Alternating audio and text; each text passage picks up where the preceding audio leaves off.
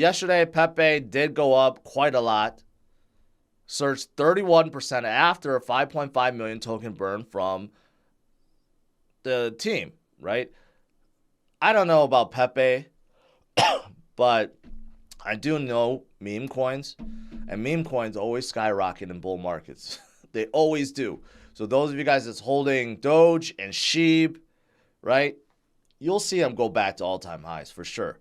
Pepe, probably too, and it's even after a surge is kind of low compared to where they were. But they had some controversy. Some of their, supposedly some of their team members left and took some coins or whatever. I don't know. It's kind of a mess, but I do know that they will probably trend upwards as the bull market continues forward. Now, something else that is mind-boggling, it's not a meme coin, is Mina protocol. Mina is up like a staggering 100-something% right now. I don't advise anyone to ever buy anything that's up 100% in a day, okay? So you definitely don't want to be left holding the bag, so to speak, when it starts coming down. But Mina is going up. I think it's due to this Upbit listing because there's no other reason for it other than there's a whole bunch of people trying to pump it right now, right? This also reminds me of something that has happened in previous times. But before I share that, even Mina is saying they are currently experiencing extreme high levels of transaction volume, right? Encouraging members to spin up additional nodes to handle it. So it doesn't seem like they even know what's going on, okay? But this does remind me, whenever we go through these bull runs, when a tremendous amount of money goes into Bitcoin, and then Bitcoin takes a breather like it is right now, and yesterday I said it's probably going to take a breather right at that point that I marked, 34.3, and that's what it's doing right now. And hopefully we could utilize that as a support and then trend upwards. But my point is this, usually in like a bull run, like a mini bull run or a mini pump, when you see Bitcoin do this, okay, very fast, a lot of people made a lot of money. And what do they do with that money? They then sell Bitcoin and they pump a specific alt they like. And we have seen random pumps of random L1s happen many times before. So after Mina, it would not surprise me if we see some random L1 alt start skyrocketing afterwards. Injective, I've been talking about Injective a lot, right? And they're really starting to grow on me. Obviously their price action is good, but man, they are making a lot of moves right now. Injective hits a 20-month peak, and today they're up like 15 or 20%. They are, I believe, the biggest L1 within Cosmos ecosystem, right? They're not as big as Cosmos, obviously. Cosmos is a layer 0, but man, they are getting a ton of traction. They're a DeFi L1 chain that basically helps others jump aboard or create their own DeFi products, right? They have a $150 million ecosystem like support or grant system, right, to get more people involved. So that's a big thing. But also they have so much more. They just launched something called Helix, which allows people to trade pre-launch futures. I don't even know why people would trade pre-launch futures. And I normally wouldn't even talk about this, except that within one single day, okay, this is the day after it was launched, it already hit 13 billion in on-chain trading volume. So obviously there's a market for it, but this is one of the reasons why Injective is doing so well, because there are a lot of great DeFi plays on top. You look at the transactions, the numbers do not lie. The number of staked, number of transactions, cumulative volume, block height, all heading higher and higher and higher and higher, right? And there's more, of course. They are going to be releasing their very first NFT collection that directly contributes to their burn, okay? So yes, they do have burning, and yes, they also have stable coins. So through some partnerships, there is native USDC also within Injective and within Cosmos ecosystem too.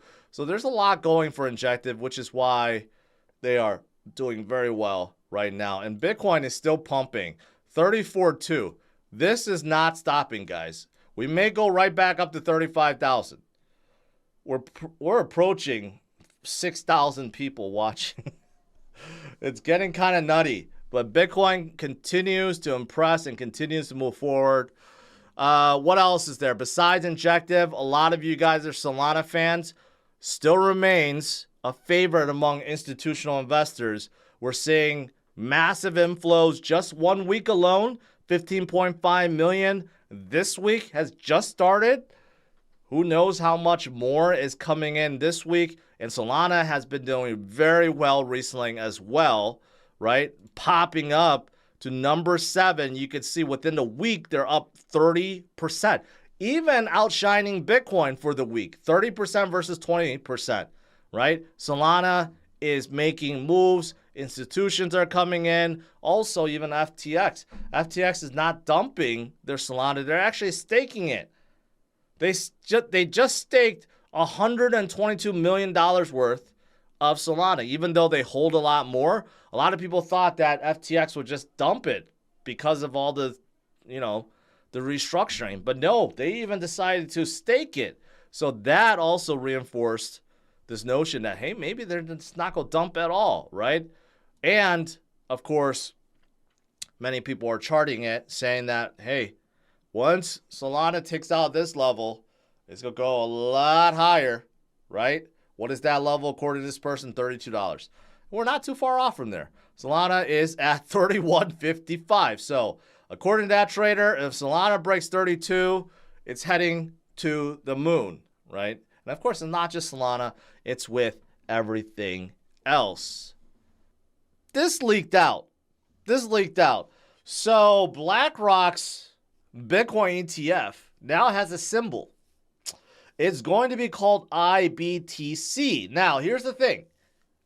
This hasn't been officially approved by the SEC. However, the very fact that they have a symbol now and it's listed with the Depository Trust and Clearing Corporation, people, of course, are putting 2 and 2 together, right?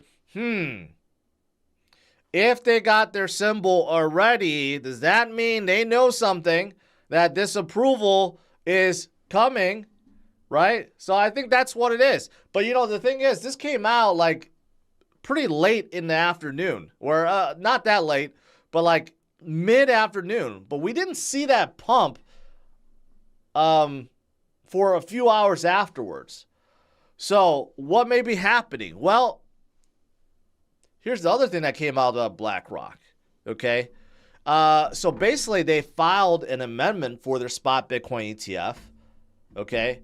And part of that amendment says they are going to be seeding their ETF in October.